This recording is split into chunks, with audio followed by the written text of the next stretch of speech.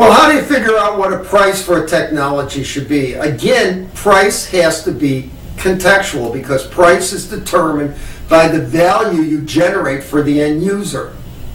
So it's very difficult in the abstract to talk about price.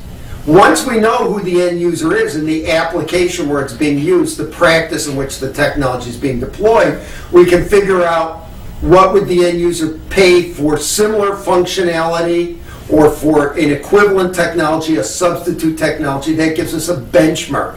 If we can't find that, we can think about the orders of magnitude that they usually pay for things. For example, if I'm looking at an acupuncture needle that an acupuncturist would work with, I know that the needles probably can't be priced much more, no matter how fancy they are, than $50 to $100, because I can look at the benchmarks for the other things that the acupuncturist buys, and I can begin to make some assumptions. On the other hand, if I'm looking at a needle that's used as a probe in surgery, the prices obviously can be substantially higher.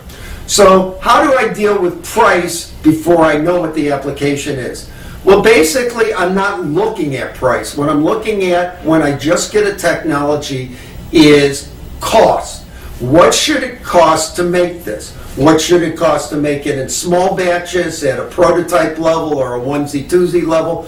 If it's going to be scaled up and used with thousands and thousands of them, what do we think it'll cost when we're in production? That gives us the floor on the price, because nobody wants to lose money. So if we know what the floor is, then it's simply a question of two things. One is, what's the profit margin that you need in order to make it worthwhile doing it for whoever is commercializing it, the target downstream, the people selling it. And two, when I do have the application, what's an end user willing to pay for it, or the people who buy for it.